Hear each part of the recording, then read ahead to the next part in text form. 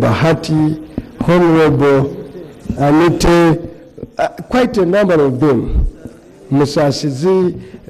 Now, a ministry with 5 state ministers, all of them on a critical matter of solicit, and their core mandate is to solicit, to mobilize resources to implement the budget, and none of them is here.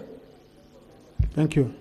Now, Honorable, by the time I allowed, I considered all that. And part of the work they are doing, they are soliciting for money to implement the budget, which we've already passed. Let's move, Honorable colleagues. You know, I want to set you free, you go to your campaign. Please. So, me, I want to sort out the items we have. Then, yeah. So, Honorable Chair, because it's straightforward, it's already processed. I don't know if you wanted to add on anything, Honorable. Oh, but I wanted to know if it is seconded, the motion. Honorable Semuju, at least you should stand by your colleague, Bahati. Seconded by Honorable Semuju, Honorable Ngiso, Lamo, Honorable Mapenduzi's constituency usually disturbs me on the name, but yes. Honorable Kabe, Honorable Remricha, Oroni, Gomba, Paparu, Sowed, Honorable colleagues, many of you, Honorable colleagues, the ministers, all ministers, Lilian, Ramirama, Mugisa, my senior from a PPS, defense, veterans, all of you. Please, Honorable Minister, do you want to add anything, or the report is done and you just need the chairman to present? Please feel free. Just to mention,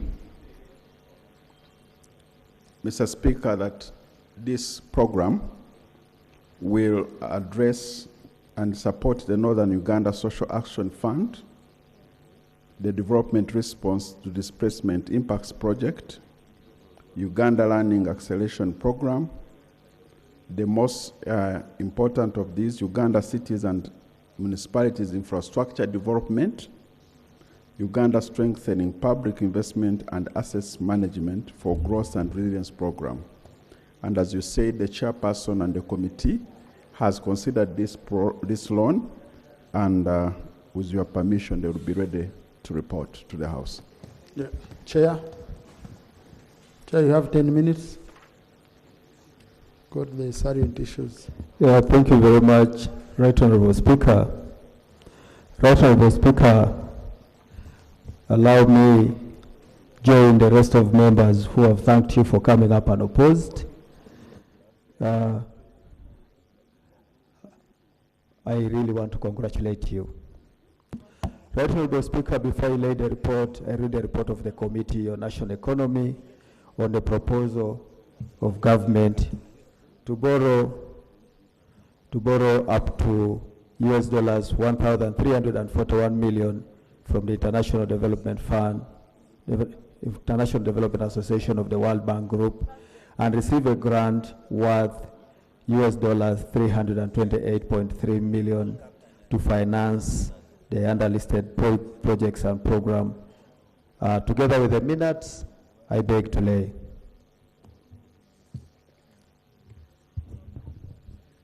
Right Honorable Speaker, you may recall that last week, a proposal to borrow up to 1,341 million US dollars from the International Development Association of the World Bank and receive a grant of 328.3 million to finance the NUSAF 4 projects, Dr. Deep, the ULAN project, the Uganda Cities and Municipality Infrastructure Development Program, which meet and PIM Plus, that is the Uganda Strengthening Public Investment and Assets Management for Growth and Resilience Program, PIM Plus.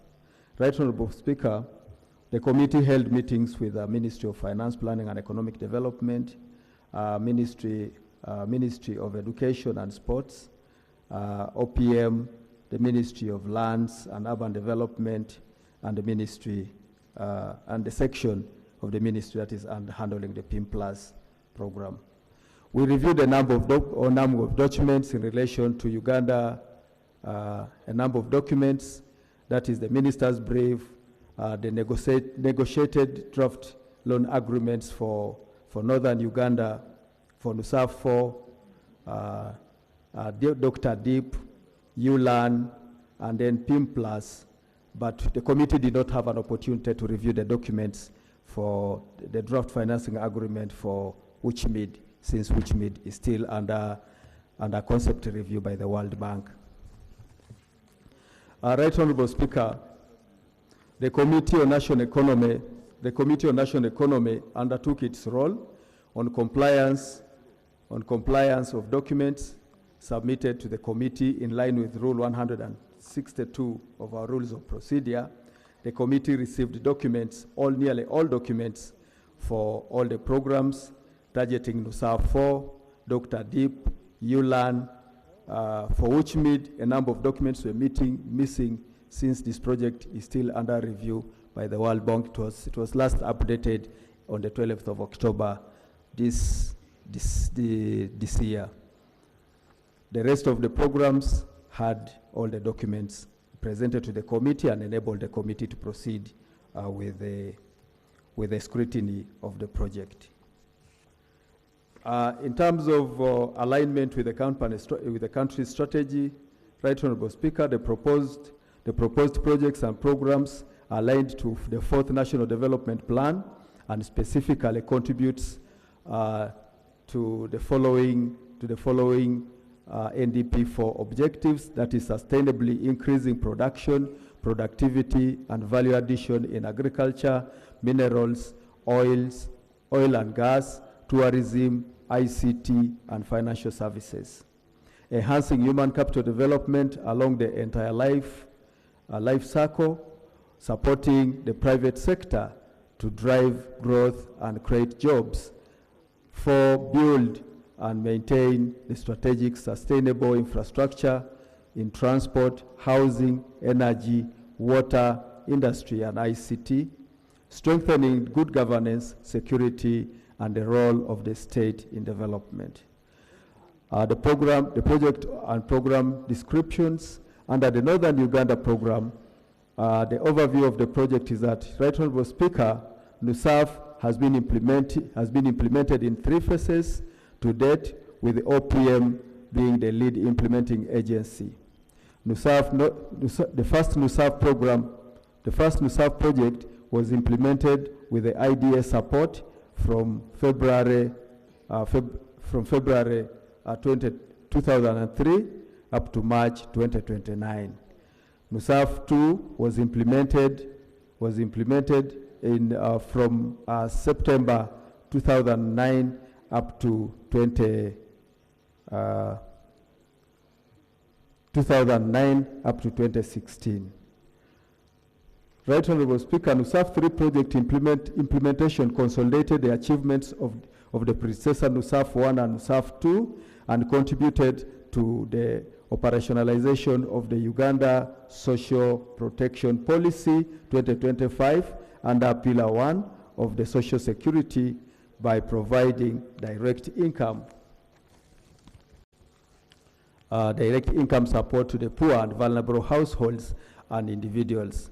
It also contributed to the delivery of government commitment to Vision 2040 and Accountability Sector Strategy Plan, SIP, and enabled Inspector General of Government to foster STAR in the government-aided projects. Right Honorable Speaker, the project was implemented in 67 districts, in 8 sub-regions, in the Greater North, covering Acholi, Lango, West Nile, Bunyoro, Bukedi, Elgon, Teso, and Karamoja between March 2016, 16th of March 2016, when the project became effective, up to 30th of June 2021, when it was closed. It was financed also through IDA credit of $131.8 million US. The project development objectives indicators are reported to have been achieved beyond what was planned as shown in the summary table. Right, Honorable Speaker.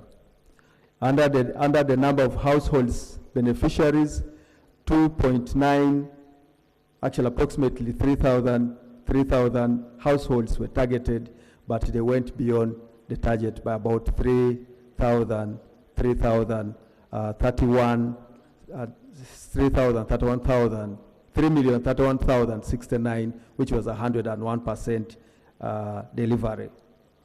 On the number of families beneficiaries of the 1,198, the target they hit, they achieved 1,772, which was 148%, and the rest are in percentages, Right Honorable Speaker. Right Honorable Speaker, the project objective, development objective for STAR 4, the project development objective is to support sustainable livelihood, enhance poor and vulnerable households, resilience to shocks, and strengthen adaptive social protection systems in Uganda. The project components are, the project has five components as below. Sustainable livelihood, which will take about $137 million US.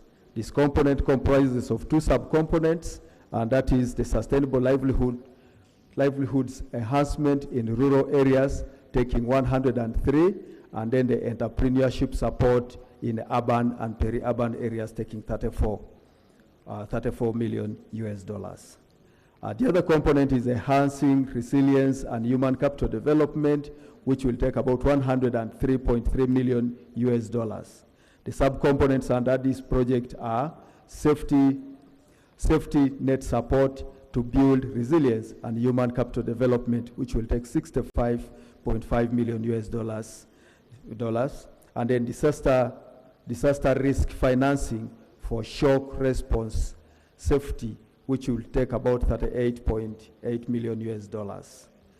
The third component is transformational delivery system, which will take 19 million US dollars. This component has four subcomponents: establishing the National Social Registry, which will take 12 million US dollars. The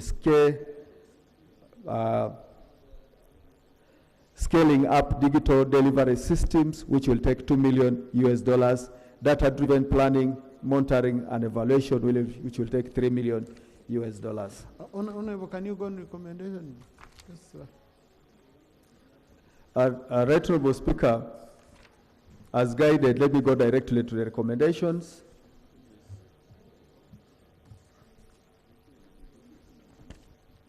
Honorable members, this loan is highly concessional, with all its grant elements above 60%, as compared to our threshold, which would have been 35%.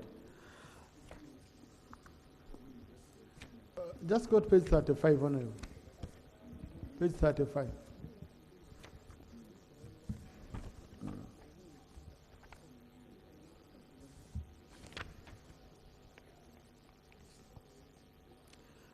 Thank you very much, Right Honorable Speaker.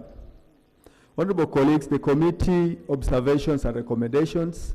The status of the proposed loans at the World Bank. Table 15 states the 5 World Bank loans submitted to Parliament for approval.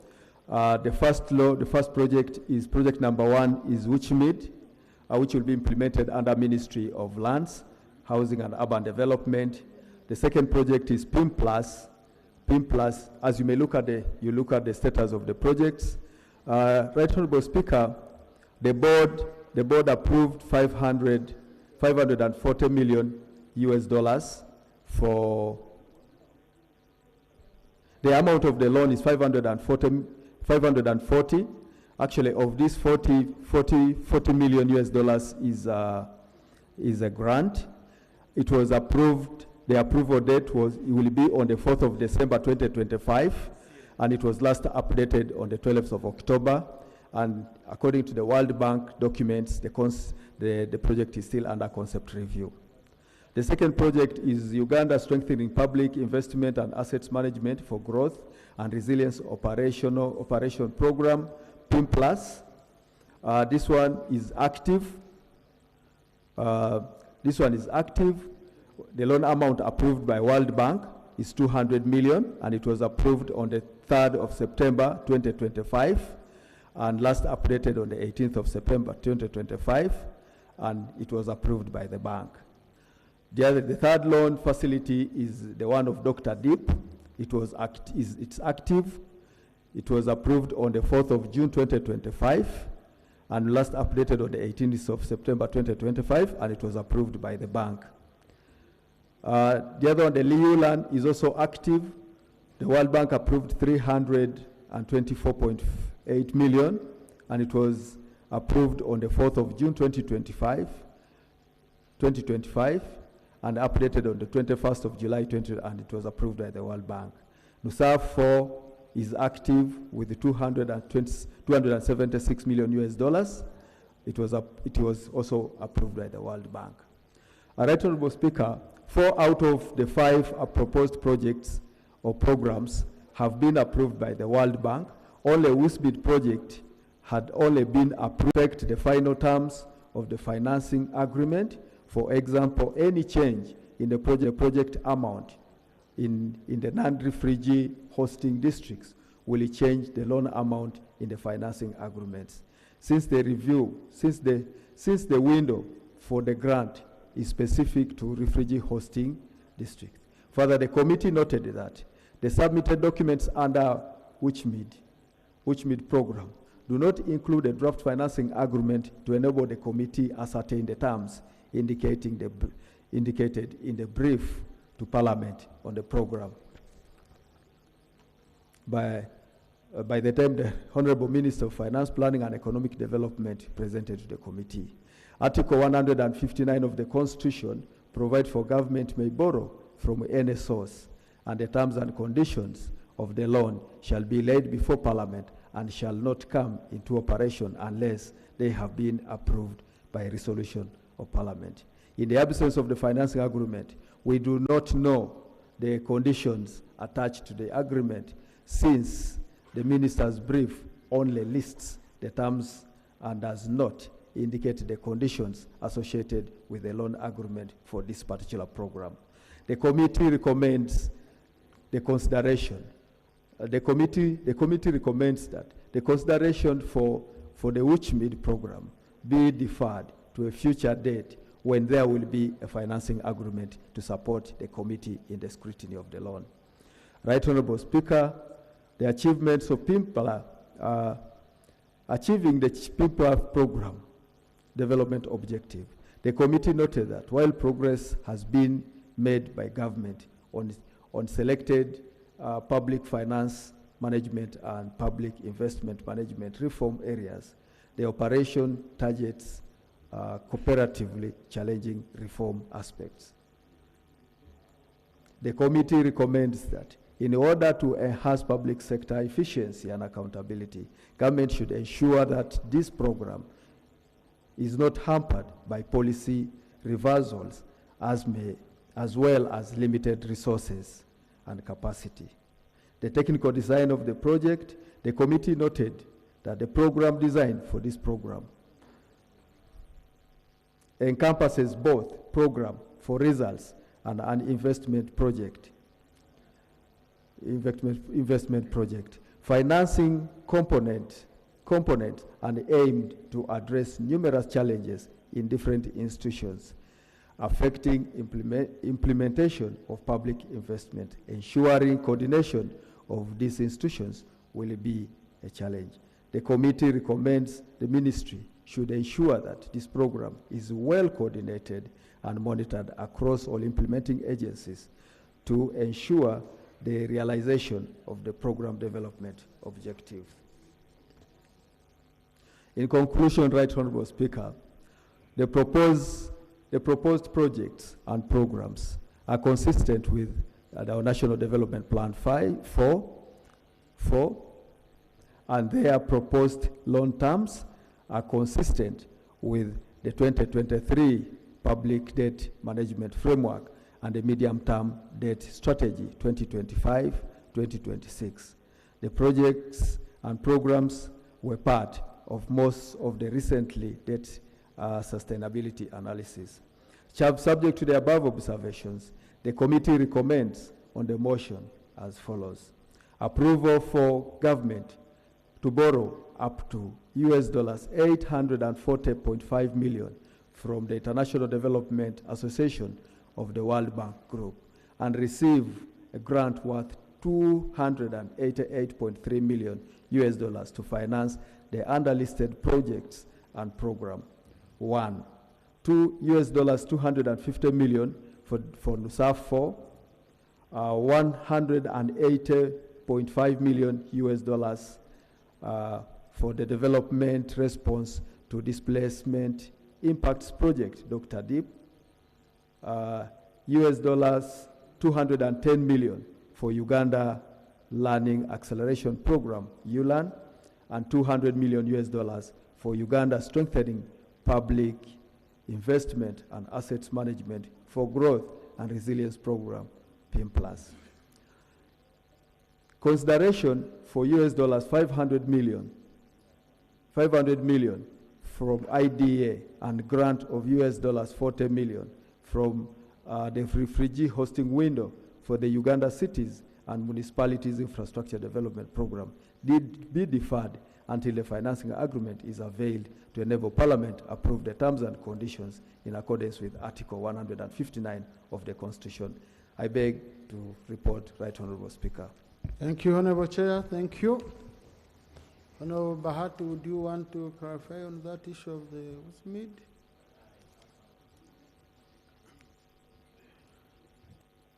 Thank you, Mr. Speaker, and thank you, Chairperson and members of the committee, and thank you for the report. Mr. Speaker, when we submit a request of Parliament, rather borrowing to Parliament, we also attach the terms and conditions of these loans. And to the best of my knowledge, we did attach the conditions and the terms of the loan of USMID. And honorable colleagues, you know how impactful USMID has been across the country.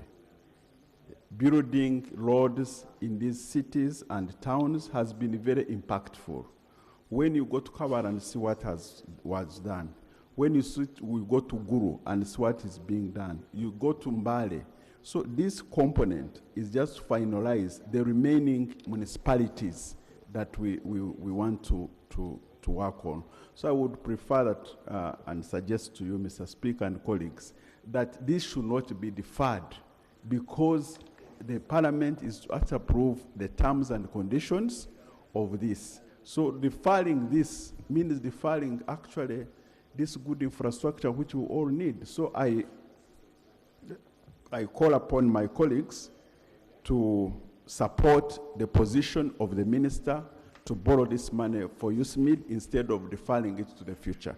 And also, it is a very concessional loan. World Bank is concessional, and they have terms and conditions. So separating one component and say you have not approved this will actually jeopardize other components of the entire loan. So I propose, Mr. Speaker, that we approve the entire loan because the terms are the same. I thank you. Honourable Minister, the conditions of the World Bank, are they negotiable? I just wanted that part. Their conditions, are they negotiable from your experience?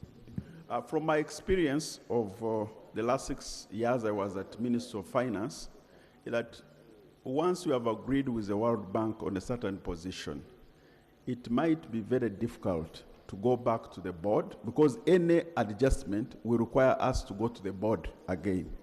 And therefore, since there is no big diversion of the terms and conditions, because the conditions of the loan that apply to other components are the same as USMID loans. Masaba. Yeah. Thank you very much, Right Honorable Speaker, and I would like to congratulate you, to join the colleagues in congratulating you. I would, in agreement with the Minister, and I do differ from the view of the chairperson, because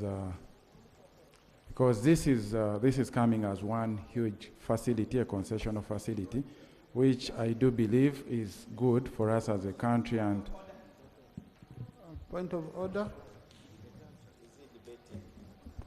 Mr. Speaker, sir, we are dealing with a threshold of the Constitution. It is the command of the Constitution that once Parliament sits, because we are not borrowing for ourselves, we are borrowing on behalf of people who are existing today and those ones who are coming in the future. So Parliament must be certain. Even as members of Parliament, when we go to borrow, I don't think you borrow without knowing the terms and conditions. So since the Minister is here, is my honorable colleague in order to come and justify the breach of the Constitution in the very house which is supposed to protect the sanctity of the Constitution, and he swore to defend that Constitution? Is he in order? Thank you. Now, honorable colleagues, here, when we are debating, we give our positions. We've had several occasions here, okay, because what is critical is the resolution we made at the end. But now it will be difficult for me to say, I've judged you, you're in breach of the Constitution. So just let's listen to each other, okay? Now, honorable colleagues, let's just listen to each other. Thank you, Right Honorable But Speaker. what is important is what we conclude with. And the Minister indeed is here, so the Minister is going to come up. Thank you, Right Honorable Speaker. My colleague did not wait to hear my conclusion. Hey, Honorable Masara, please. You see, honorable colleagues, if I was going by the strict interpretation of our rules here, very few people would speak here. I've just, so we become accommodative, we pick all views, but then we filter those views, and then after we seek guidance from sides that are here, and we come to a conclusion. No, don't harass a colleague, let him submit. No, Masaba, please. Thank you, Right Honorable Speaker. Why the argument I was raising is, one, this loan, I believe, was negotiated as a whole. Maybe the Minister, Right Honorable Speaker, the Minister should furnish us with those terms and agreements. I believe they're the same terms that cut across. Because when you look at this money that is coming under USMID, and many of our people, Right Honorable Speaker, for example, me in Mbale City, we have people who have already been moved. People have given up their land in areas of Moni, Nauyo, and Maluku. Already they have demolished houses to create way and pave way for the expansion and construction of these USMID roads. So each time we push, then this might not happen. If we say that the Minister needs to go back and renegotiate, because this means that they have to renegotiate for just this particular project that the committee is allowing. But the loan was negotiated as a whole, not partially, which I believe is good to help our people, because our people are looking at the infrastructure. Our people gave their land, our people moved willingly, and they paved way, because it does not involve compensation of people. Thank you. And now if you push them further, Right Honorable Speaker, I think it will give a very bad image to the people who are waiting for these roads to be constructed. Thank you very much. Honourable Minister Folland. Yes, Honourable Minister Folland. Right Honourable Speaker, I also want to congratulate you and the colleagues having gone through the nominations. Right Honourable Speaker, the terms of the World Bank loans are standard. They are not negotiable per loan as it is. And these terms are carried forward from what was in the USMID. They are not any different. So the Ministry of Finance would not have proceeded to the Development Committee and submit this information to the World Bank unless those terms were agreed initially. This is the procedure. So the rest is the procedure of the World Bank on the issues of the projects which are going to be taken. What we're talking about, the concept here, are the projects which are going to be taken under these loans Now, in the various... now, Honorable Minister, did you share, for example, these conditions with the committee? You get it? We did, and that's why we proceeded to the Ministry of Finance, and from the Ministry of Finance it came to the committee.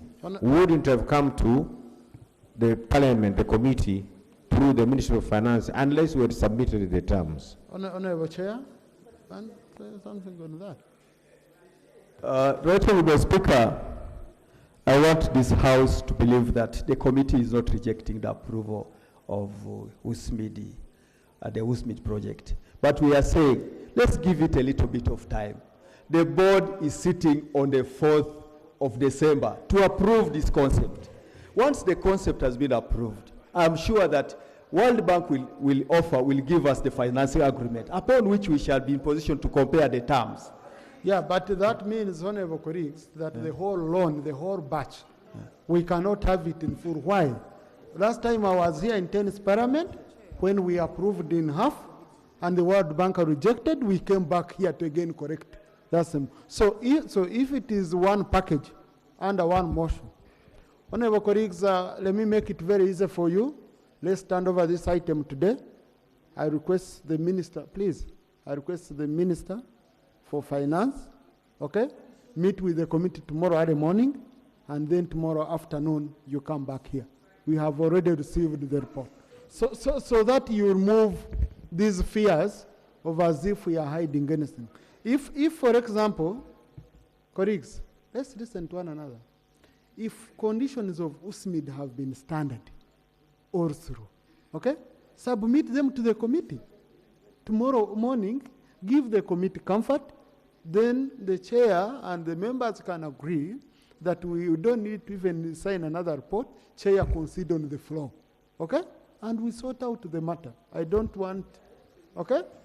Let's do it that way. We'll have it sorted tomorrow. Honorable Mona, Nusaf is safe. They don't have any. Thank you, Mr. Speaker. Yes.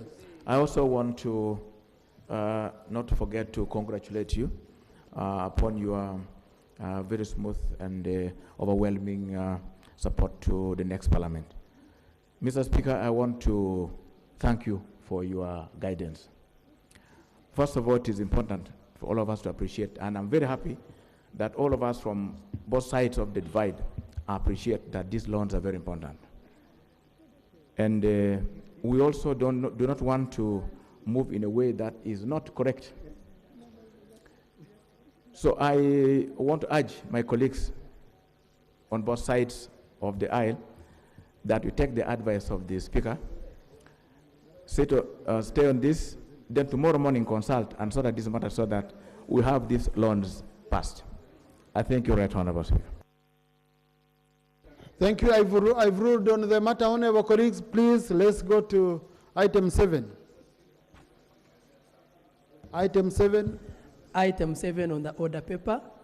Motion for resolution of Parliament authorize government to borrow up to euro 9.4 million from UniCredit Bank, Austria, for the construction and equipping of Mbare Oncology Center, and US dollars 36.5 million from Islamic Development Bank for the construction of Arua Oncology Center and radiotherapy equipment for the Mbare Oncology Center.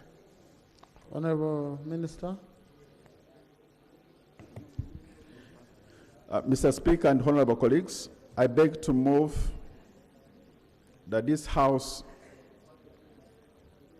considers and authorizes government to borrow up to euro 9.4 million from UniCredit Bank, Australia, for the construction and equipping of Mbale Oncology Center, and USD 36.5 million from Islamic Development Bank for the construction of Arua Oncology Center and radiotherapy equipment for the Mbale Center. Mr. Speaker, I beg to move. Thank you. The motion seconded. I think Honorable Jonathan Odu should be the first one. Honorable Masawa, Utareja, I have Bonzo, I have Ekanya. Oh, Honorable Katumba, Honorable Kefa, Boka, Zibu, Abunji, Dr. Musa, Honorable Muhumza. Thank you. Honorable, do you want to speak to the motion? Mr. Speaker and honorable colleagues, you recall in the last parliament we borrowed money to finance the Cancer Institute at Mulago. And during that time we committed that we are going to equip different centers across the country to support this cause of fighting cancer. This particular loan is in line with what government committed then, and we are now considering different parts of the country, Mbale and Arua, and it's a loan, and these resources are being mobilized. We recommend this House to approve this important facility. Thank you. Thank you, Chair. With a major focus on recommendation. Thank you, Honorable Speaker. The committee is ready to report. Allow me lay on table minutes of the Committee of National Economy considering this loan request. I beg to lay. Also allow me, Honorable Speaker, to lay on table the report of the committee. Allow me lay. Honorable Speaker, Uganda Cancer Institute is currently the main facility offering comprehensive cancer care services to the country. 45.9 million residents. Uganda Cancer Institute serves over 54,000 patients, consisting of both inpatients and outpatients.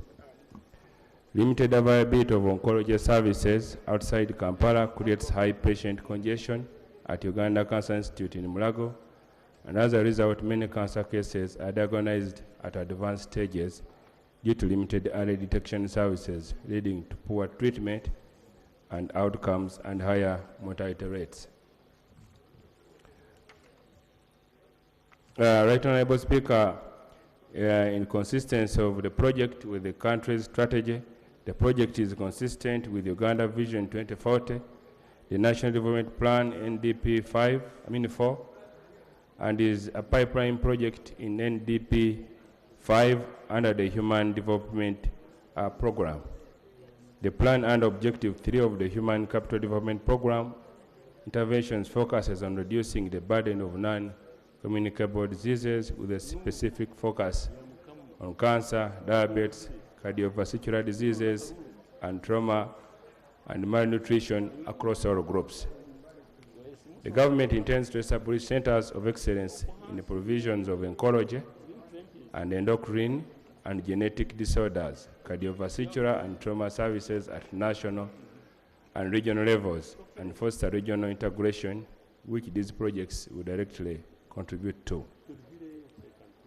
Right Honorable Speaker and members, the project is intended to improve quality of health care in Uganda by providing specialized diagnosis and treatment of cancer patients in eastern Uganda and West Nile through constructing and equipping oncology centers in Arua and Mbale districts.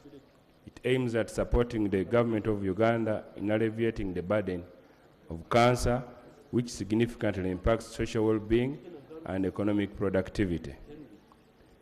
Right Honorable Speaker, as we have mentioned, it will be in West Nile. There will be a center in West Nile, which is West Nile Regional Oncology and Diagnostic Center in Arua. Then Eastern Regional Oncology and Diagnostic Center in Mbale. That will be a radiotherapy unit. And the scope of the project, Honorable Speaker, are those two centers. The cost of financing, the total project cost is estimated to be $55.45 million, with the funding from Islamic Development Bank worth USD 36.8 million. Unit Credit Bank, Austria, is expected to provide USD 13.86 million, while Government of Uganda will contribute USD 4.79 million towards project financing, as indicated below. The table is there, Right Honorable Speaker and colleagues. The loan is semi-concessional, since its grant element is 25.92%, which is lower than the constitutional limit of 35%. In terms of economic returns, the project oncology services are recognized as one of the most cost-effective cancer treatment, particularly for common cancers.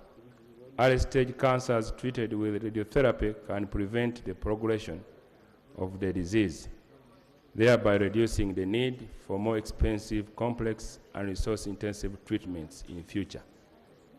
This translates into substantial cost savings for both the healthcare systems and patients.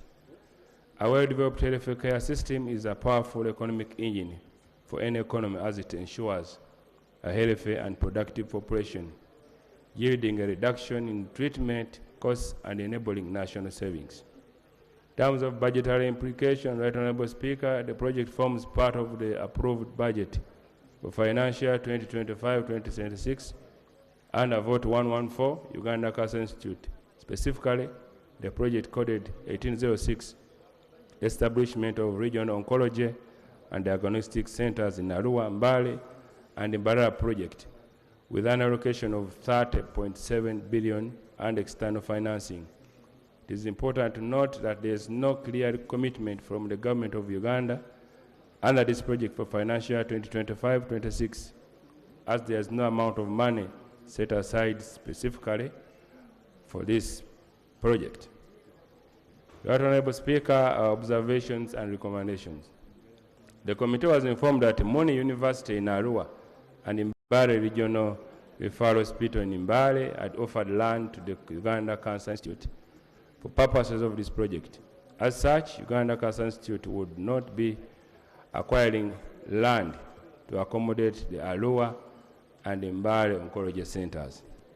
The committee observed that whereas Uganda Cancer Institute had been offered parcels of land for this project, the certificates of title did not reflect the change in ownership. The committee was concerned that the pending confirmation of and proof of ownership of the project land sites would lead to unnecessary project implementation delays. Recommendation: the committee recommends that government expedites the transfer of ownership of the offered land from both Moni University and Mbale Regional Referral Hospital to Uganda Cancer Institute for ownership and minimize project implementation drawbacks. 4.2, government counterpart funding. Government of Uganda is expected to contribute $4.79 million towards the total project cost. This contribution is to be applied to the project components relating to construction of Arua Oncology Center and Mbale Radiotherapy Unit, and towards project management. The committee observed in the budget for financial year 2025-26, the project is projected to be financed externally and no government of Uganda resources were approved for it. Additionally, the committee received no commitment by Minister of Finance that the expected funds from government of Uganda would be availed and project will not be affected by the lack of this counterpart funding.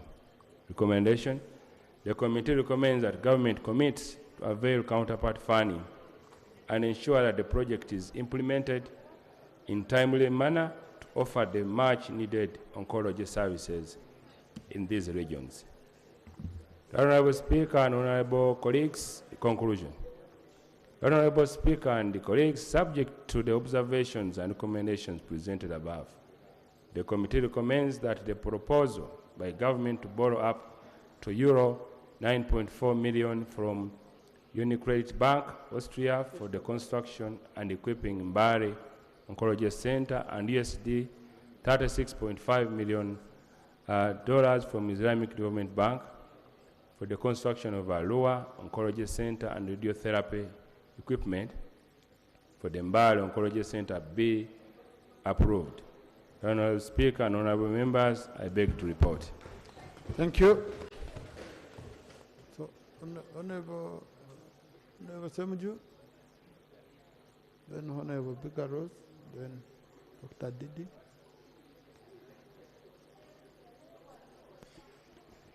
Mr. Speaker, I saw colleagues here celebrating that World Bank is going to give us more money. If you look at the people who owe money, as at the time that we passed the budget, we were owing World Bank 18 trillion shilling, 18, followed by China at 9 trillion.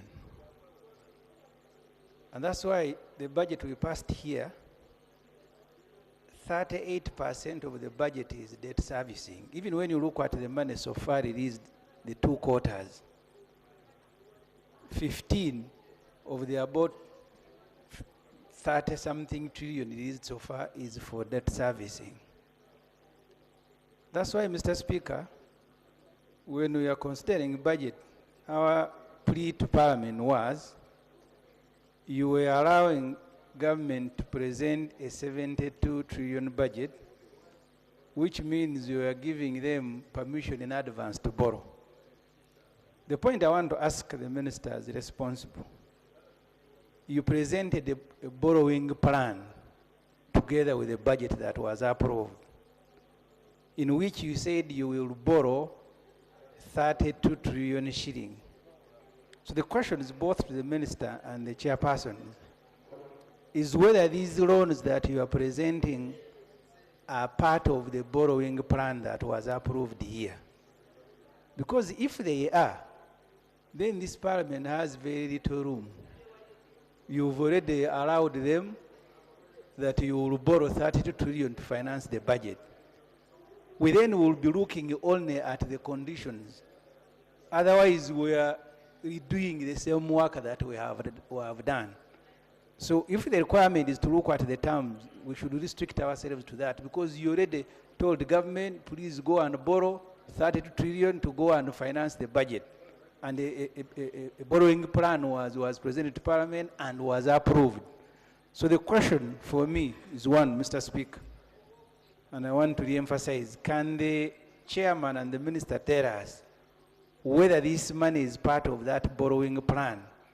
Because in the past they have borrowed outside the budget, and then we utilize money that is not appropriated by Parliament. So they present a borrowing plan and the figures, and then go and borrow beyond what was approved at the budget process. I want to thank you, Mr. Speaker. Thank you. Honourable Minister. Mr. Speaker, thank you.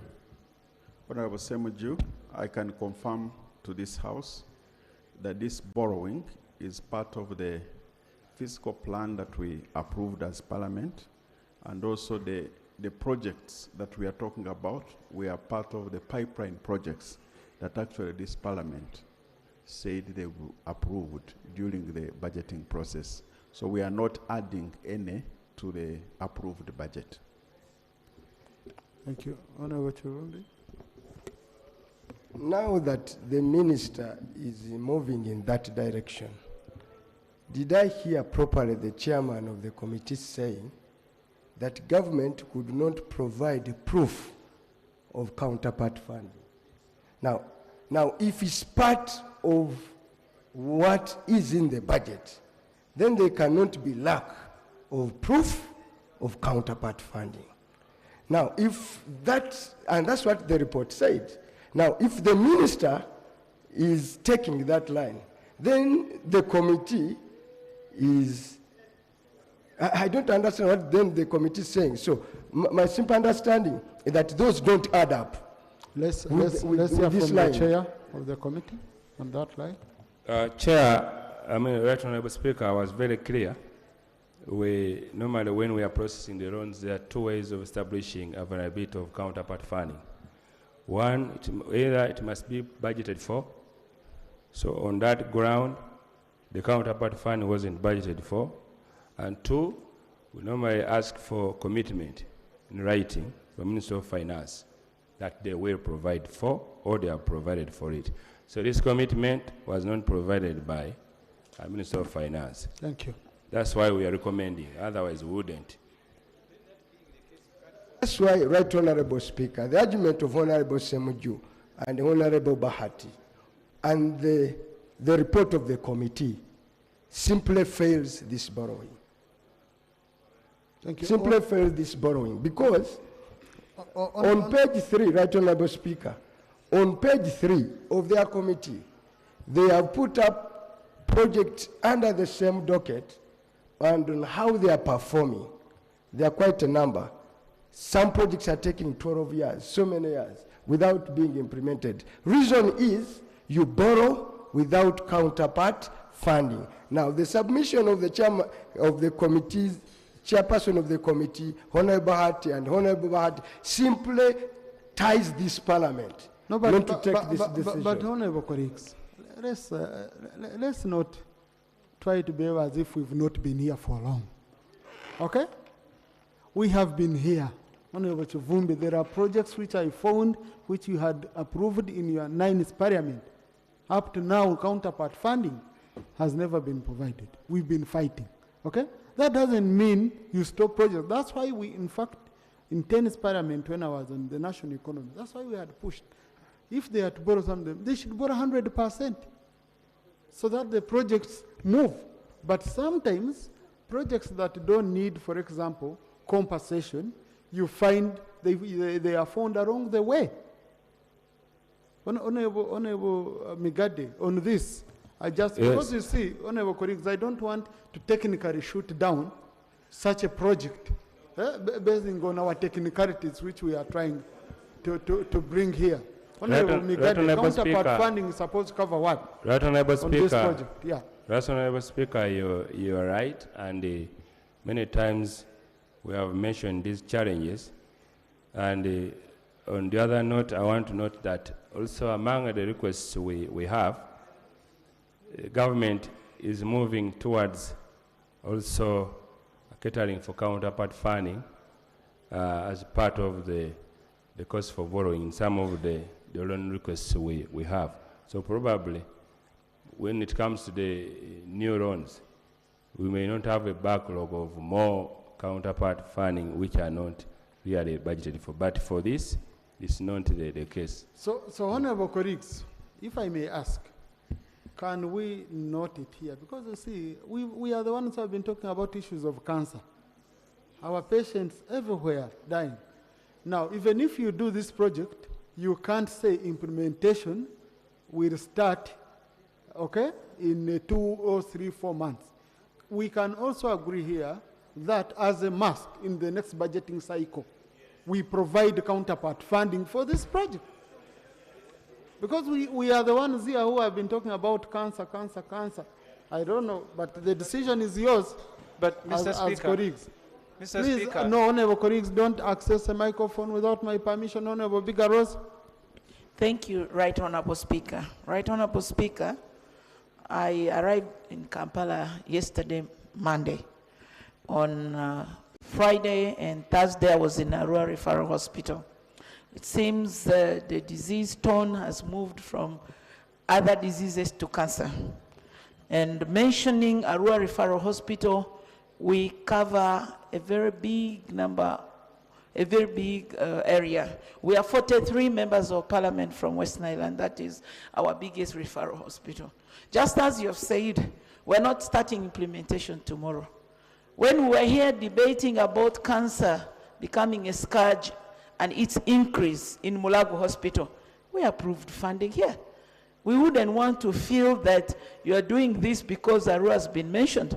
And I wouldn't want people who are behaving like advocates of the devil, because we are the ones who appropriate. What is difficult with us approving funding in the next financial year as the counter government contribution? So for me, I'm saying this, Right Honorable Speaker, if we want to shoot down any funding, it shouldn't be funding or borrowing towards cancer. And I beg we accept this, we shall look for the counter funding. Thank you. Honorable Du? Yes, Honorable Bahati wanted to make a clarification. Mr. Speaker, I wanted, this matter we are discussing, we know how much we are suffering because of this issue of cancer. And on behalf of government, we are talking about $5 million, we do commit that we will find counterpart funding for this project. Thank you. Thank you. Honorable Masaba, that settles the matter. Yes, thank you very much, Right Honorable Speaker. And to confirm, I remember I was part of the budget committee, and this was one of the items we did discuss with the ED of the Cancer Institute, and we did pass it in the budget that we did pass. So I'm kindly requesting that the honorable members join hands and we support in the construction and equipping of these cancer institutes, because one of the challenges that we're having is many of our people. Yes, Honorable Mwanga wants to put me on order, but I request that he allows me conclude as a colleague.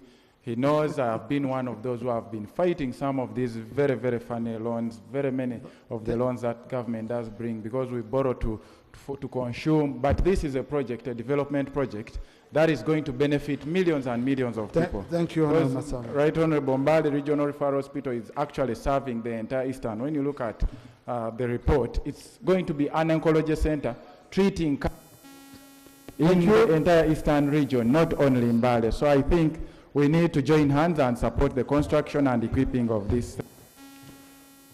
Honorable colleagues, I put the question that the motion for the resolution of Parliament authorize government to borrow up to euro 9.4 million from UniCredit Bank Austria for the construction and equipping of Mbare Oncology Center, and USD 36.5 million from Islamic Development Bank for the construction of Arua Oncology Center and radiotherapy equipment for the Mbare Oncology Center be approved by this House. Those in favor say aye, to the contrary nay. The ayes have it. Thank you. So, clerk, please extract this resolution and communicate it to the... Yes, Honorable Kanya, I wanted to... Thank you very much, Right Honorable Speaker. Right Honorable Speaker, I really want to seek clarification. I support this facility. We need to approve the loan. Honorable, you're reopening I'm not going back. It is a policy issue, Right Honorable Speaker. Right Honorable Speaker, the government of Uganda signed a development financing agreement with the donors. And the commitment was, and that's part of the position government took, to go RAPEX, that all borrowing and financing of government of Uganda will be budget support to avoid project which leads to duplication, lack of use of country system, a lack of use of country institutions.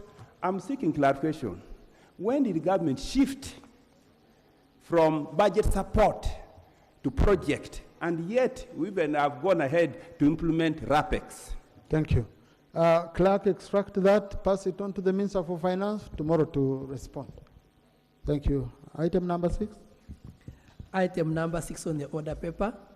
Motion for a resolution of Parliament authorize government to borrow up to euros 118.18 million, equivalent to units of account 150 million from the African Development Bank, and euro 28.31 million, equivalent units of account 22.57 million from the African Development Fund as additional financing for the construction of Busega Mpigi Expressway project.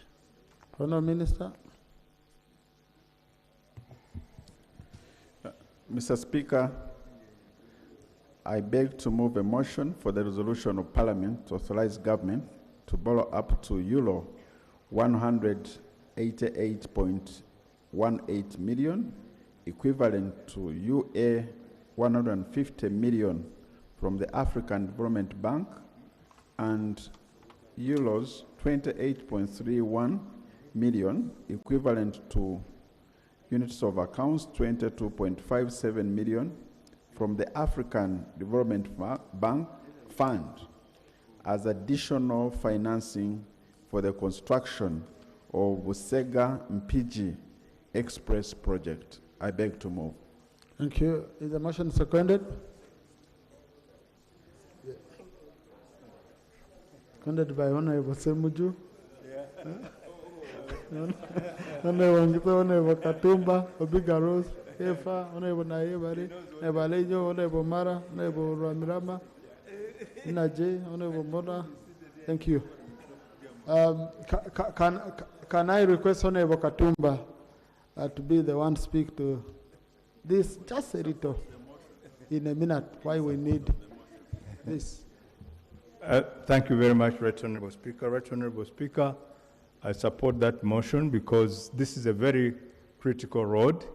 If any of you have moves from Masaka, Mbarara and reaches Chengera or Mpigi at 5, you can spend 1 hour, 1 hour to come and from Butambara sometimes when you're Yes. coming from Butambara. From Mbarara to Kampala or from Masaka to Kampala, you spend 1 hour to reach Mpigi, and you spend 3 hours to leave Mpigi to reach Chengera. The solution is to have this road network completed, and then we shall have easy movement. This road does not only support that kind of movement, it supports trade. It's part of the northern corridor, which where we are working with Rwanda and Kenya on the northern corridor to support our trade. So, Right Honorable Speaker and members, I highly appeal to you that we pass and we complete this project. It has been long overdue. I found it in when we took over UNRWA, but it's now time we finish it. Thank you. Yeah, Honorable Chair, please just go to the terms and conditions. Thank you very much, Honorable Speaker. Honorable Speaker, I want to round table. I will allow you, Honorable, when we open up. Honorable Speaker, I want to round table the minutes of the committee in consideration of this request.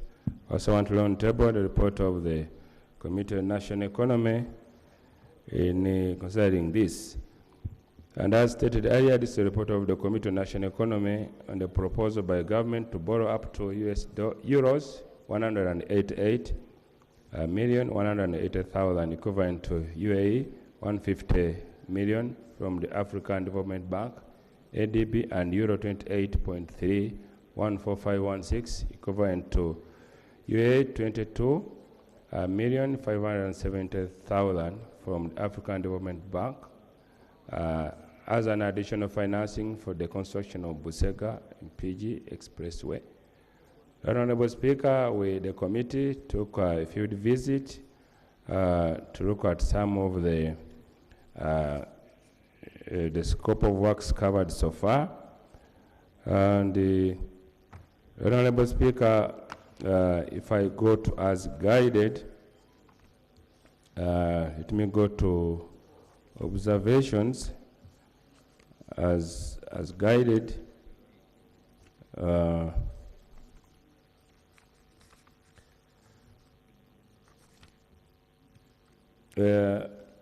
Honorable Speaker, under observations,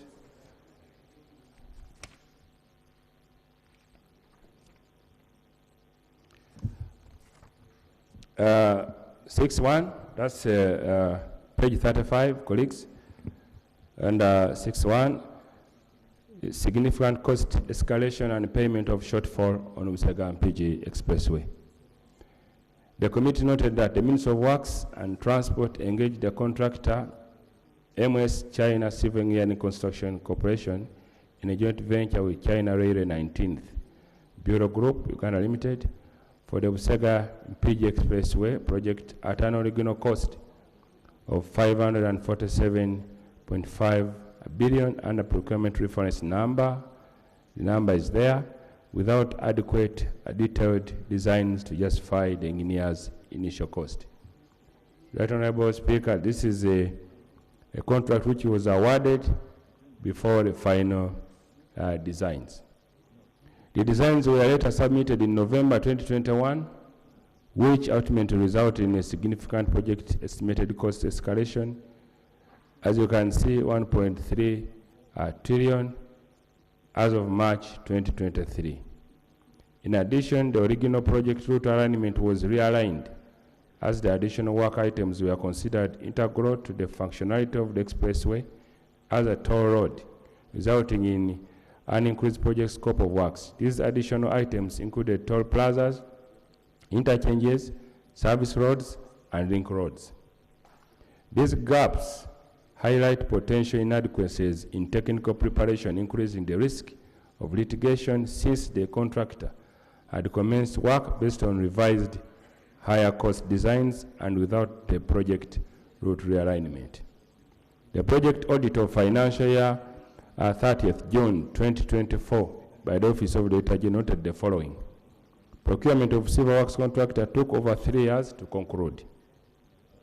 As of May 2024, the available funds for civil works under the original contract, excluding any dispersed retention of Uganda shillings 46.4 billion, were fully exhausted with physical progress at only 40.86%. By the end of June 2024, certified works valued at Uganda shilling 30 billion.8 had been completed by the contractor, yet no supplementary funding had been secured, risking delayed prepayments and potential legal claims from the contractor. As of July 2024, physical progress had only reached 42.28%, falling short of the projected 52.30%, with the revised project completion date extended to 3rd September 2027. The total cumulative disbursement of project funds as at 30th June 2024 against the project financing agreements were less than expected as per the project financing agreement. As a result of the undisbursed funds, government had incurred commitment fees amounting to $1.548,730.68 million on undisbursed borrowed funds since the date of project effectiveness. The committee recommends the following. The Ministry of Finance, Planning and Economic Development should engage the African Development Bank to establish a framework for timely fund disbursement that supports the project timeline and minimize undisbursed balances, not specifically for this project, but also others. The Ministry of Works and Transport should always liaise with the relevant stakeholders to ensure that there are no unnecessary delays in the procurement processes of future projects in the works and transport sector. The Ministry of Works and Transport must ensure that all project designs are finalized before loan parliamentary approval and to prevent further design modifications and cost escalations. The Honorable Speaker, like your members heard, the final design came 3 years later when the contractor was on site. The Ministry of Works and Transport should develop and institutionalize a policy for design of roads and other transport infrastructure to avert future variations in project costs on account of weaknesses in designs. The policy should clearly prescribe the processes, approval levels, and compliance requirements for transport infrastructure to increase accountability and design processes. The Ministry of Works and Transport should consider designating the engineer-in-chief as the final design owner. 6.2, government counterpart funding. The committee noted that section 4.06 of the draft loan agreements between the Republic of Uganda, the African Development Bank, and the African Development Bank Fund of the African Development Bank Group, respectively, requires government to make available over a period of 3 years an amount totaling to euros 30.980 million or its equivalent in local currency as its counterpart contribution. Inadequate provision of counterpart funding adversely affects the project implementation. The committee recommends that the Ministry of Finance, Planning and Economic Development and the Ministry of Works and Transport should ensure that adequate counterpart funds for this project are provided in an annual budget of the Ministry of Works and Transport during the implementation of this project to expedite and project's implementation process and achieve desired development impact. 6.3, compensation of project affected persons. The committee noted that the Pusega and PG Expressway project previously had 2,885 approved project affected persons. Following the increase in the scope due to the realignment of the project route, the number of approved persons affected persons increased by 46% to 4,222 people.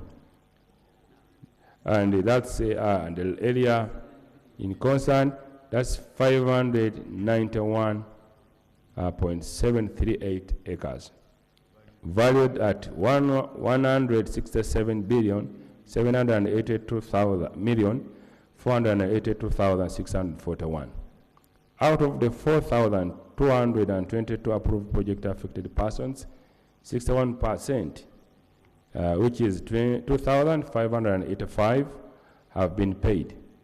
That is an area which is 497.94 acres acquired, valued at Uganda shillings 111,747,205,864, leaving a total of 1,637 unpaid PAPs, valued at Uganda shillings 56 billion 35,276,777 shillings. According to Section 4.03B of the draft loan agreements between the Republic of Uganda and the African Development Bank and the African Development Fund of the African Development Bank Group, respectively, government shall not and shall cause the Minister of Works and Transport, all its contractors, its subcontractors, and agents to commence implementation of any works on any section of a given lot under the project, unless all PAPs in such section have been compensated or resettled in accordance with the site-specific RAP and all agreed works and compensation schedule. The committee recommends the following. The Ministry of Finance, Planning and Economic Development should prioritize availing the Uganda shillings 56 billion 35,276,777 shillings to the Ministry of Works and Transport to complete the compensation of PAPs for the Busega PG Express project and guarantee the timely completion of this project. 2. The Minister of Works, Transport should ensure the contractor prioritizes works in the unencumbered sections and mitigate delays. The Minister of Works and Transport should prioritize compensation of PAPs within the encumbered sections to ensure that the contractor's progress stock productivity is not disrupted. The Minister of Works and Transport should engage PAPs with disputes to ensure that they resolve the issues to enable their compensation proceed. The Minister of Works and Transport should engage the Ministry of Justice and Constitutional Affairs to simplify the process of depositing PAP compensation with the courts of law for PAPs whose family disputes and court cases might delay raw acquisitions. 6.4, development of intermodal and seamless transport infrastructure to ensure integrated movement of people and goods. The committee noted that government has been slow in undertaking strategic interventions in the transport network that further enhance an integrated and seamless movement of people and goods to harness the exploitation of opportunities, increase exports, and open up export opportunities in new markets. These strategic investments in transport sector will contribute towards lowering the cost and increasing the efficiency of the country's connections to regional and global markets, as well as increasing interconnectivity within the country. The committee recommends the following. The Ministry of Works and Transport must ensure that this project is harmonized with other intermodal transport infrastructure within the same region, notably the proposed standard gauge railway, that's the Western Route, among others. 2, the Ministry of Works and Transport should expedite the upgrading of all pending urban infrastructure in the greater Kampala metropolitan area to reduce traffic congestion and its cost to the economy. 3, the Ministry of Works and Transport should expedite the completion of the Express Development Master Plan to ensure an orderly and coordinated approach to developing expressways in Uganda. Conclusion, Right Honorable Speaker and members. This is a snake in a pot, like one may say. The construction of the Busega Mpigi Express project is critical for national development and is in line with Vision 2040. The National Transport Master Plan, the Greater Kampala Metropolitan Transport Plan, and the Kampala Physical Development Plan. It is a prerequisite for regional integration and interconnectivity. It is therefore urgent and important to ensure additional financing required for completion of the project. In light of its strategic importance, the committee emphasizes the urgency of securing additional financing required for the completion of the project.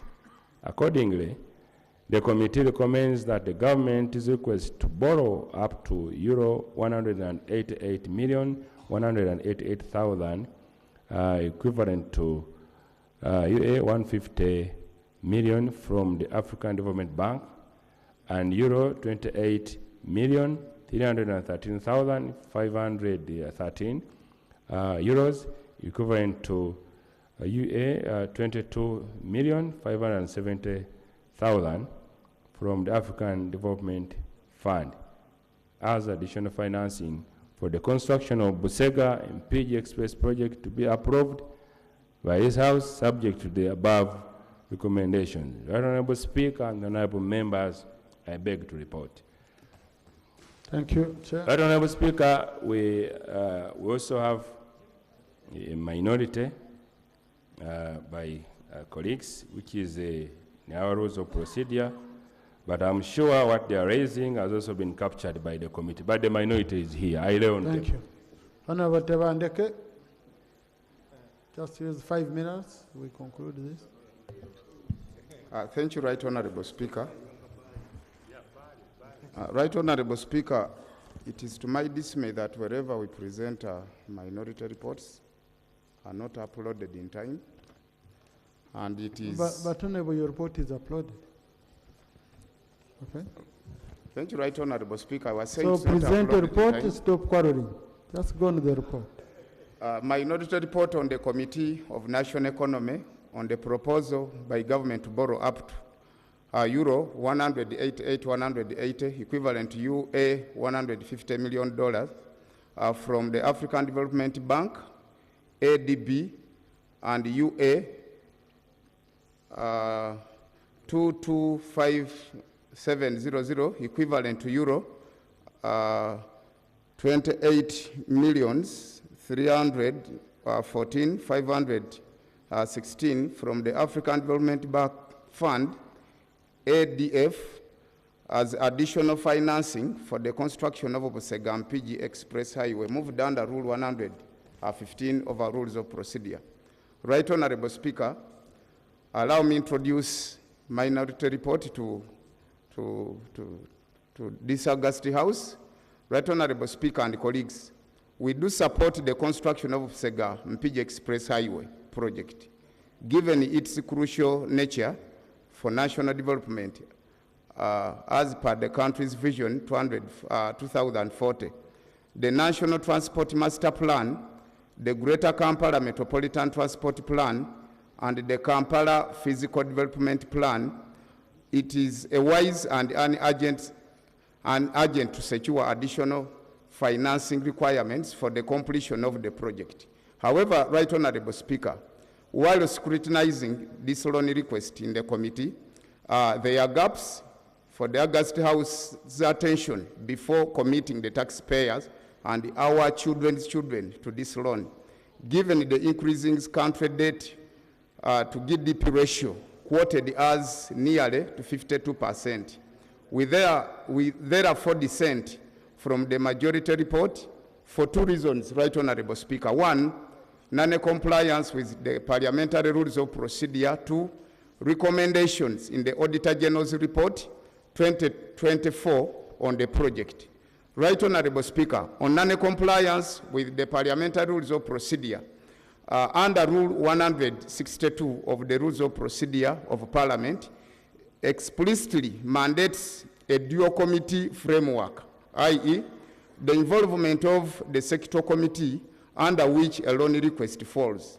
For this particular request, Right Honorable Speaker, under Rule 162.2, the Speaker was required to refer request to both Committee on National Economy and the relevant sector committee of physical infrastructure. While the committee was scrutinizing the request, there was no input from the Committee on Physical Infrastructure, Right Honorable Speaker. This violates Rule 162.3, which requires a report first from the Committee of Physical Infrastructure to report on issues, for example, the land issues as highlighted in the Auditor General's report, before the Committee of the National Economy reports to this House. This invalidates any approval of this particular request as exposes the Parliament to legal redress. Right Honorable Speaker, issues identified in the Auditor General's report 2024 are here precisely explained.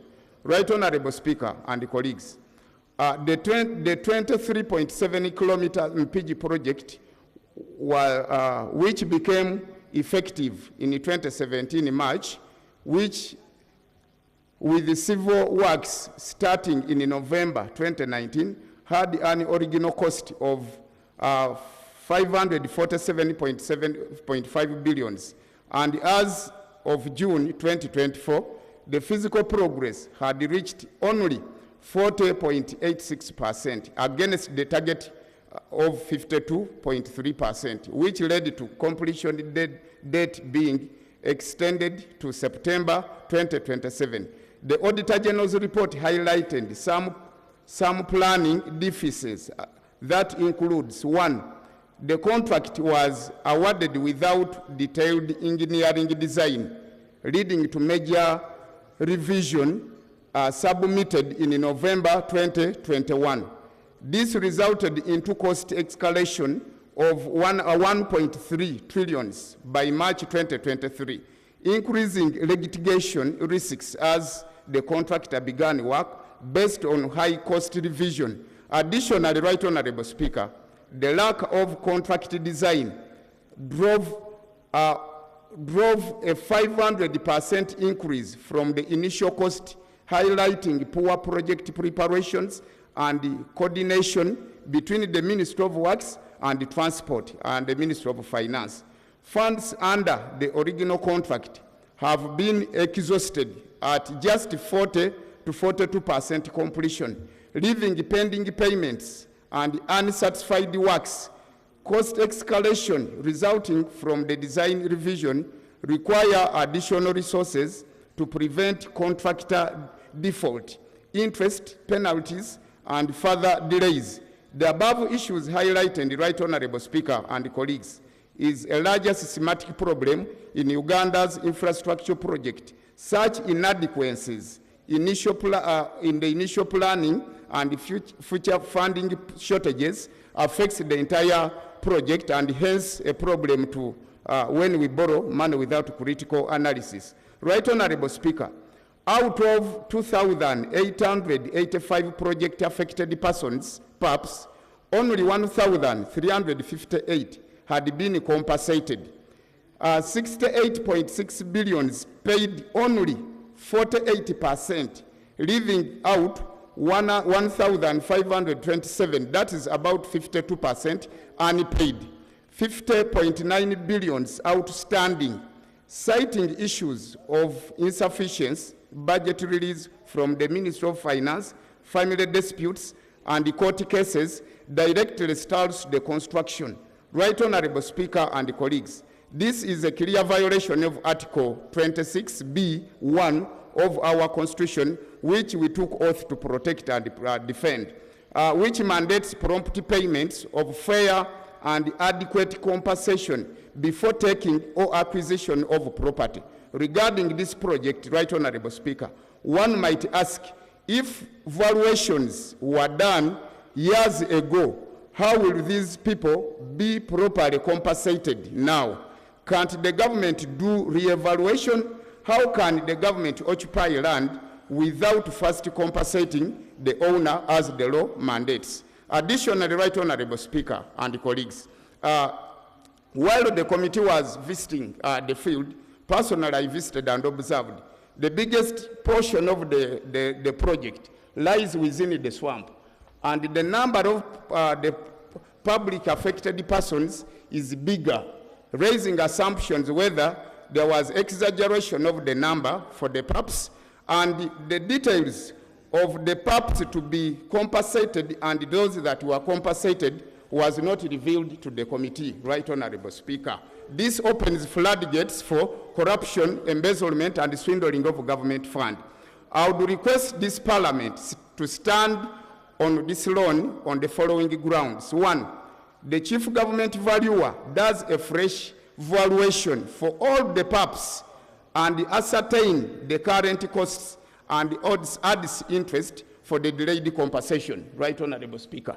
Point 2, on why this STAR loan should be stood on, the Minister of Finance first track the release of the 50.9 billions before any new work resumes, as on this project, as reported by the Auditor General's report. Right Honorable Speaker, while we were getting briefs from the Minister of Work, the Minister of Works, the old design of the same project was supposed to begin. Honorable, at this level, you read the report. You don't start debating, adding things. You have a signed report. Kindly read the report. Right Honorable Speaker, allow me go by that. Right Honorable Speaker, the earlier project was supposed to begin from Vosega, and those kilometers were not considered. And Honorable, please listen to the guidance of the presiding officer. Okay? You have a written report signed by 2 people. Anything you're adding has no approval of your colleague who signed. So I'm reading your report and I'm moving with you. Okay? So we're on the last page. Read what is in the report, what your colleague signed. Now, if you add on things which he doesn't agree with and he disowns you, what would you do? So much obliged, Right Honorable Speaker. Allow me conclude. We do request that Uganda's public debt, already over 50% of GDP, not be increased further, as additional loan could strain fiscal space amidst global interest rate that hikes the debt burden. Borrowing more for a delayed project raises commitment fee and interest costs, diverting fund from essential services such as the country's dilapidated healthcare system, among others. Similar projects like the Kampala-Jinja Express Highway experience similar delays, showing a pattern of relying too much on loans without making necessary reforms. Therefore, Right Honorable Speaker, approving this loan without following the Auditor General's report could lead to more mistakes in the future. Here signed by I, myself, and Honorable Lukalide Hassan, the MP, Katikamu South. I beg to submit. Right Honorable Speaker. Thank you, Honorable colleague. Honorable Minister, would you want to clarify on this, Honorable Chivumbi? Right Honorable Speaker, as you are aware, I'm very sensitive on this road. It's my road, so it's near everywhere, including you. Right Honorable, and the Minister is right. Normally on a Sunday, if I'm to travel from Butambala, I have to delay and leave at midnight, because that's when I would be able to reach Kampala within the show. So I'm highly, but Honorable Minister, there are critical concerns. Right Honorable Speaker, I've looked at the unit cost of this road. If you are going to construct 23 kilometers, no, I know. The original kilometers were 23. Then they went to 27. Now, if you are going to construct 23 originally, per this cost, each kilometer was going to cost 53 billion per unit cost. Now, if you are to go for the 27, it will cost 25. billion, no, 45 billion per unit cost. Now, when you study the standard unit cost of constructing a bitumen grade 1 road across Africa, you are hovering over 2 to 3 million US dollars.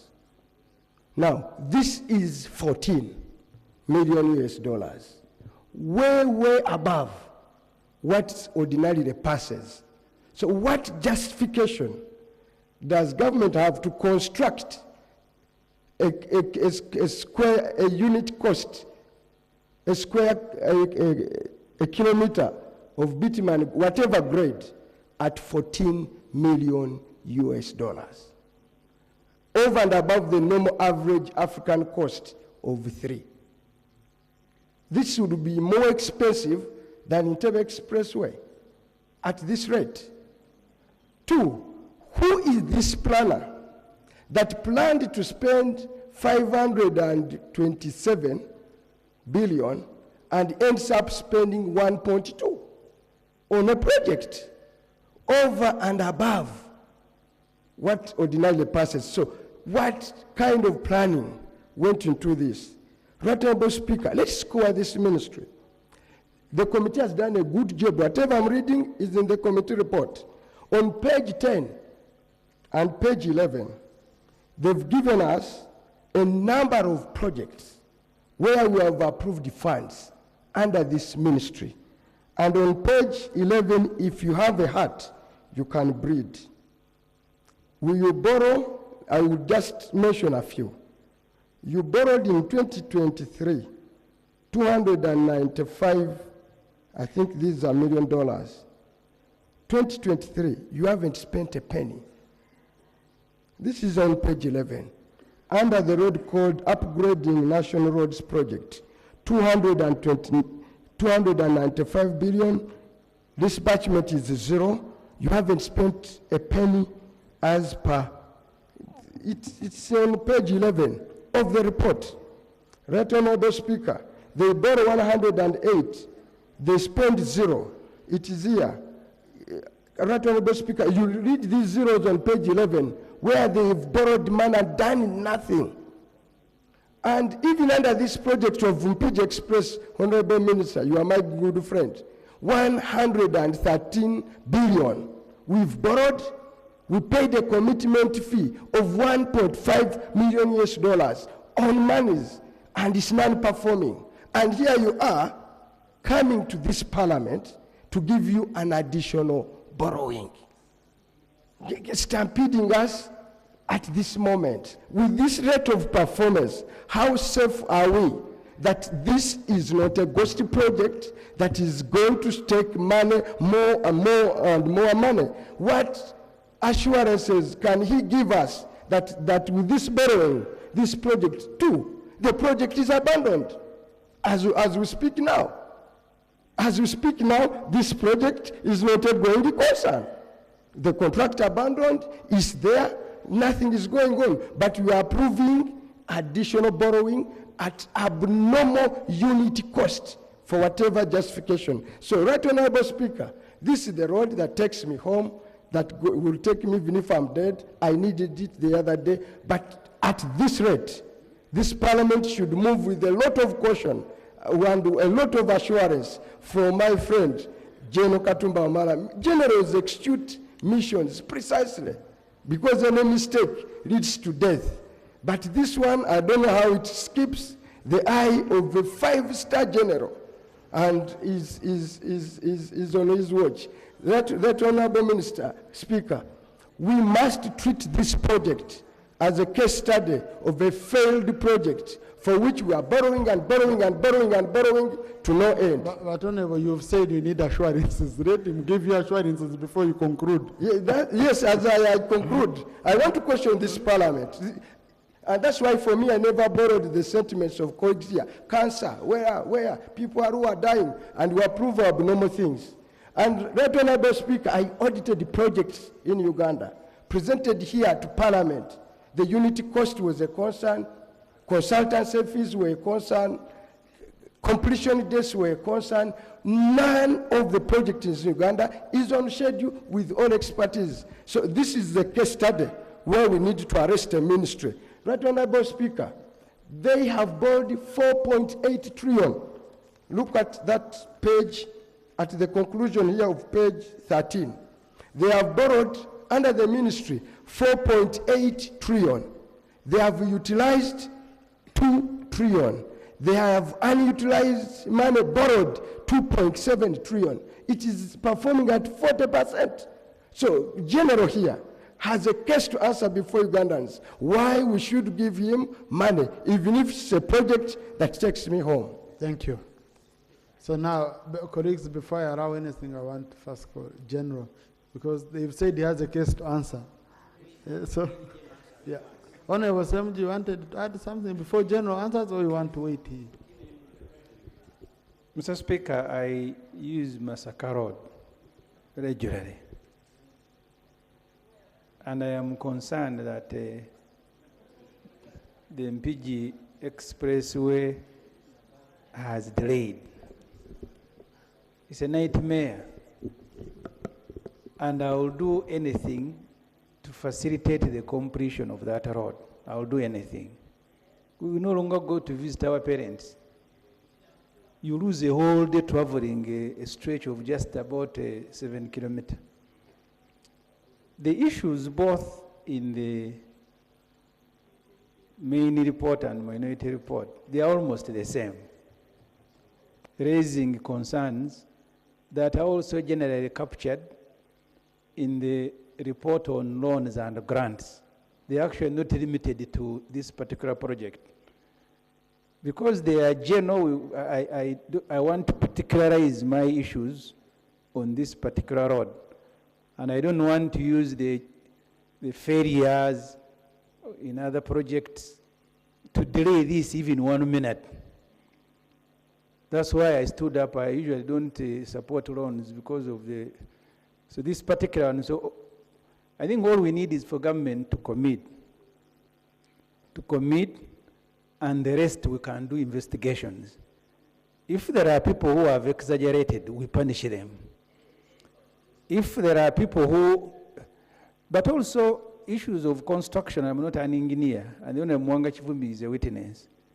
The road between Seta, Kasangati, it was meant to be a smaller road, but along the way, and I want to thank the UNRWA at that time, they said it will be difficult to return and do compensation when people have put skyscrapers.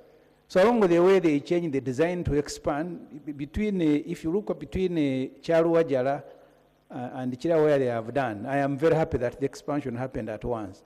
So that's what we want to hear from you, that you are not increasing the funding for the same narrow design, so if it has expanded.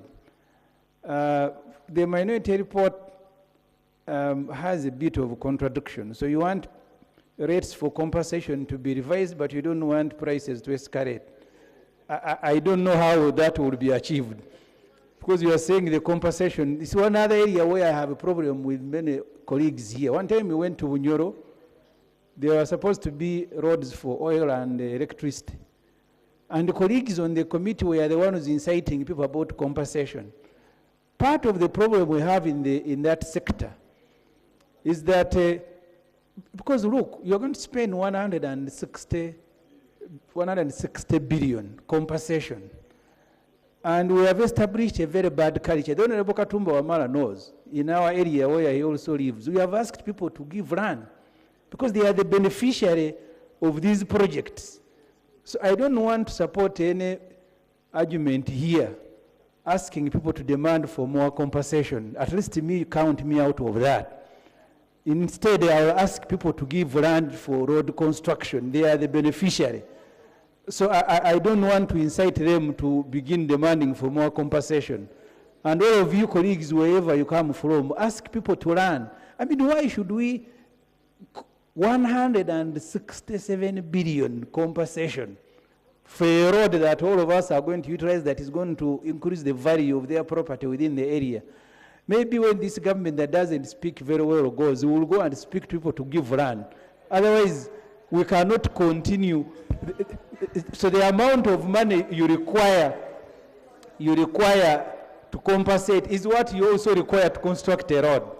So I want to ask, I'm sorry if I have taken, Mr. Speaker, I want to ask government to commit that the issues in the main report and in the minority report and what the Honorable Mwanga Chivumbi raised, we can list them and the commitment is made that they will be handled.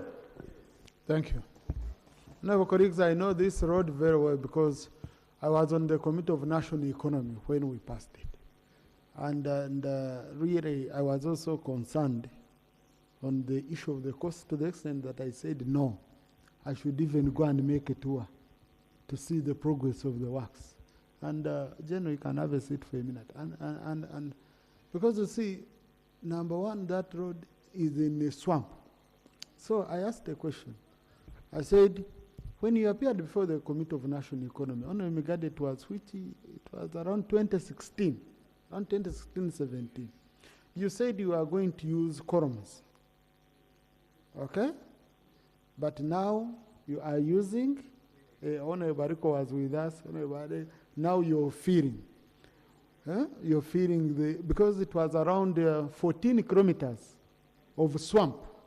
So which we had said they will go over because the cost of compensating, and because it's a toll road, the issue was we should maintain the other road.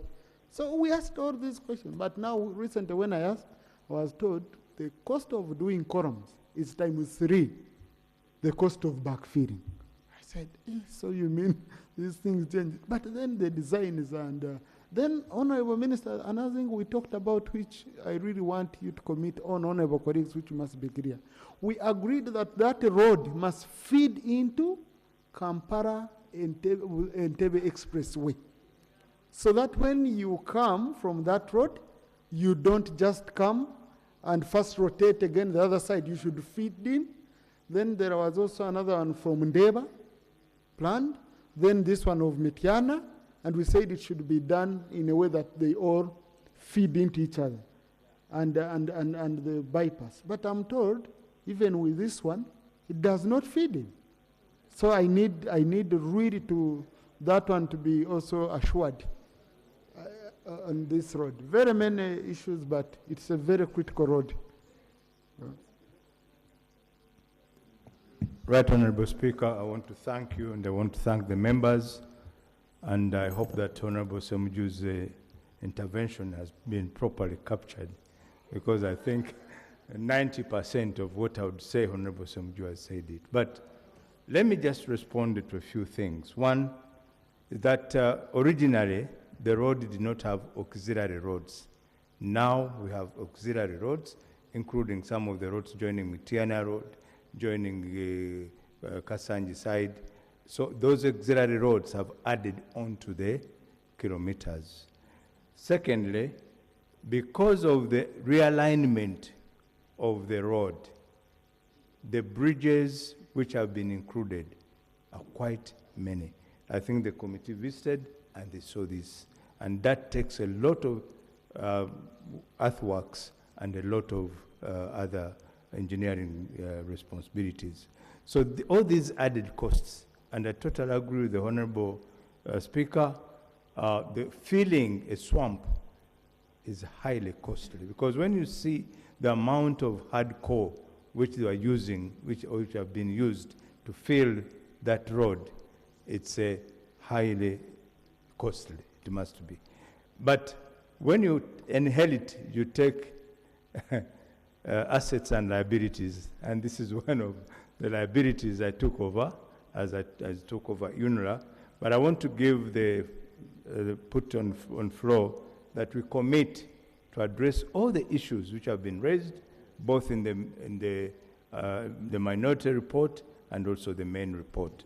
But I also want to assure Parliament that this is going to be a toll road, so we'll be able to recover the money over time. It's not just a free road like any other. It's going to be a toll road, and also among the costs are the toll gates, because originally it didn't have toll gates. Now we have 4 toll gates which have been included, and the construction of those toll gates are part of the cost. The interchange, Right Honorable Speaker, is part of the borrowing, is part of this money we are borrowing. It's a very complex interchange which will be around Chengera to be able to get all these other connections linked together. The Entebbe Expressway, the Mutiana, the main Busega, I mean the main road from the Northern Bypass. If some of you have traveled on the Northern Bypass while you are going to Entebbe, you can even miss your flight because of the problems there, especially as you enter into Busega. So all this will be treated by the interchange which is coming, and it's part of the borrowing, Right Honorable Speaker. So we have addressed those, and that will be able to unlock the gridlock at that is. Thank you very much. So now, colleagues, I now put the question that the motion for a resolution of Parliament authorize government to borrow up to euro 188.18 million, equivalent UA 150 million from the African Development Bank, and euro 28.31 million, equivalent UA 22.57 million from the African Development Fund as additional financing for the construction of Busega and PG Expressway be approved by this House. Those in favor say to the content A. The ayes have it. Next. Item 8 on the order paper. Motion for resolution of Parliament authorize government to borrow up to United States dollars 20 million from the Arab Bank for Development in Africa for the upgrading of Nebi Goli Road, 16 kilometers. Honourable Minister.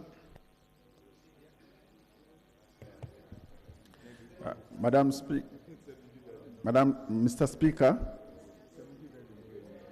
Speaker, I beg to move that the motion for the resolution of Parliament considers the motion for a resolution of Parliament to authorize government to borrow up to United States 20 million US dollars from the Arab Bank for Development in Africa, BADEA, for the upgrading of Nebi Goli Road. They are 16 kilometers, Mr. Speaker. I beg to move. Thank you. Is the motion seconded? By Honorable Chivumbi, Honorable Ngithe, Honorable Katumba, Honorable Mona, Honorable Remucha, Dr. Musa, Honorable Florence Akiki, Honorable Chebonge, Honorable Nyongoe, Honorable Obigaros, James, Honorable Ramirama, Honorable Kasai, Honorable Mugasa, Honorable Aregi, Honorable Judy Sajik, Honorable Ayotoni, Honorable Christine. Yes. Honorable Minister, would you want to just comment? Right Honorable Speaker and members, this is an 18-kilometer road from Nebi to Goli, and Goli is the border, our border with DRC. It's one of the main trunk and highly trafficked road in terms of trade. This road, we already have the money for the compensation, which is about 3 billion. So once we get this money, we'll be ready to start the road. It's like a small town. A small one. But it is. Thank you. Honorable Chair, just do a quick summary. Thank you, colleagues, I don't want it to be an afternoon of borrowing. We can borrow again tomorrow.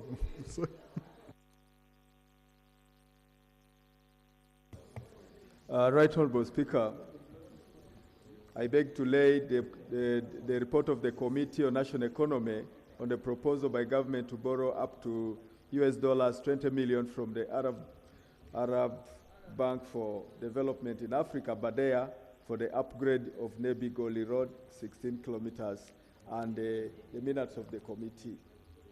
Right Honorable Speaker, the Minister has already given a preamble to this road, and I'll go straight to the terms and conditions of the loan.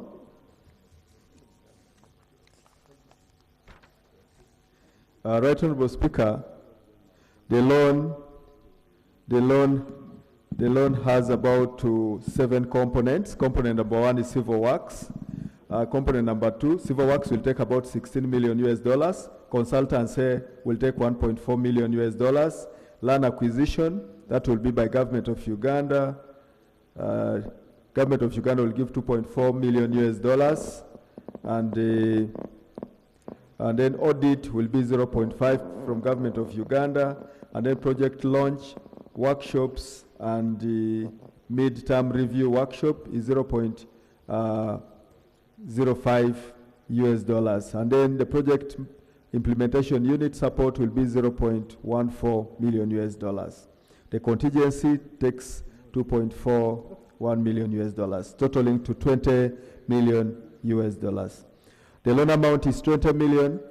The maturity period is 20 years, including a grace period of 5 years. The interest rate is 2.5% per annum on the principal amount of the loan withdrawn and outstanding from the time to time.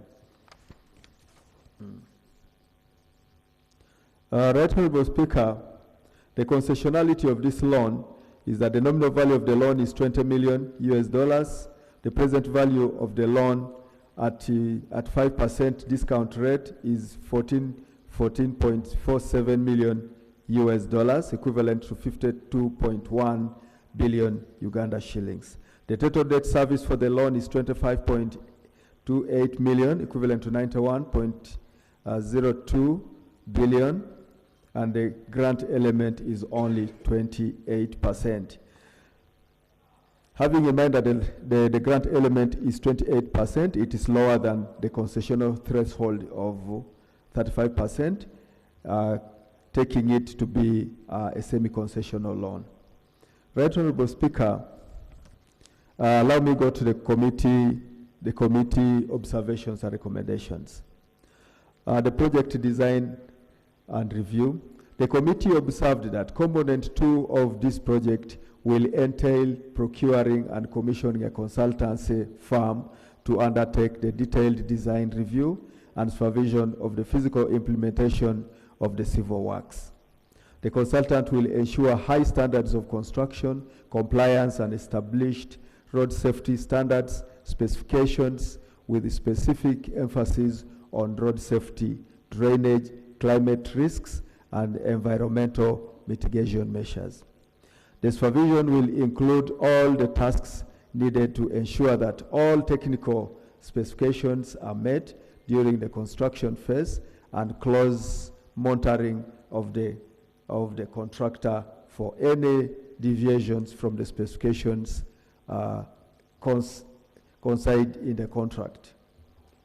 The committee noted with concern that recently Parliament approved an additional funding for the Busega-Mpigi Express Highway that arose from the detailed design review that increased the project cost by 124%.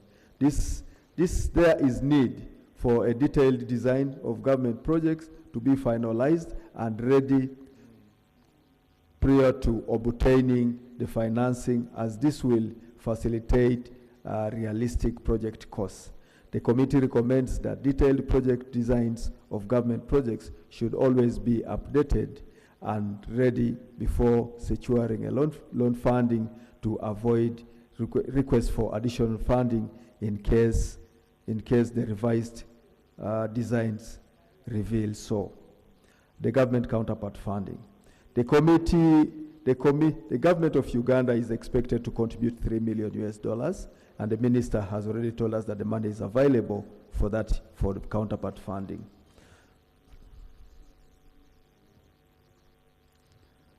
On feasibility study, the committee was informed that the road is to be upgraded from the existing Class B gravel road to Class 2 paved standard with a designed life of 20 years. The committee noted that this financing was sourced based on the feasibility study completed in 2015, that is 10 years ago. The committee observed that whereas a design review is proposed as part of the scope of the activities on account of the traffic growth in the period, the road may require to be designed to a high class, necessitating additional funding to implement the high class road. This should be adequately catered for before signing the financing agreement. The committee recommends that an updated feasibility study be developed to cater for design and other project changes that may be relevant to the efficient usage of the proposed road asset. This will minimize the unnecessary project implementation delays and costs that may arise after finalizing the financing agreement. Intermodal transport harmonization. The committee observed that there is need to observe harmony with the proposed standard gauge railway alignment. Goli border point is proposed as a terminal or a crossing point for the standard gauge railway. Northern Route Project, Tororo, Gulu, Pakwach, Goli. The committee noted that the cabinet memo and the feasibility study make no mention of any harmonization of this project with the standard gauge railway. Yet both projects are under the ITIS program. The committee recommends that the ITIS program should accord sufficient consideration to the synchronization of this project with the SGR and provide for the SGR terminal point while designing this project. In conclusion, Right Honorable Speaker and colleagues, subject to the observations and recommendations presented above, the committee recommends that the proposal by government to borrow up to $20 million from the Arab Bank for Development in Africa, BADEA, for the upgrade of Nebi-Goli Road 16 kilometers be approved. Right Honorable members, I beg to report.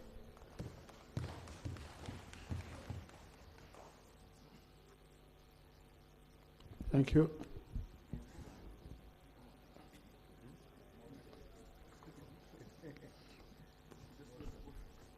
Honorable Mona. Thank you very much, Mr. Speaker, and thank you very much, honorable colleagues. I want to thank the committee for this report. Mr. Speaker, this road is a short but very important road.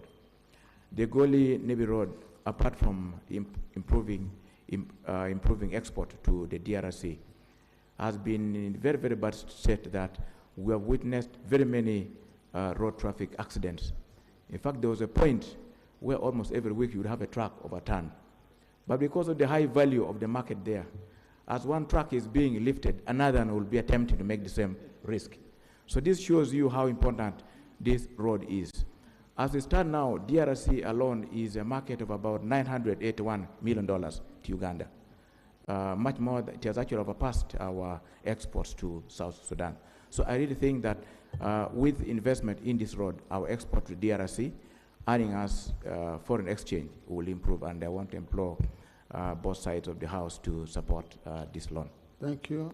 Honorable colleagues, I put the question that the motion for a resolution of Parliament authorize government to borrow up to United States $20 million from the Arab Bank for Development in Africa, BADEA, the upgrading of Nebi-Goli Road 16 kilometers be approved by this House. Those in favor say unto the contrary. The ayes have it. Honorable colleagues, House adjourned to tomorrow at 2 p.m. Thank you.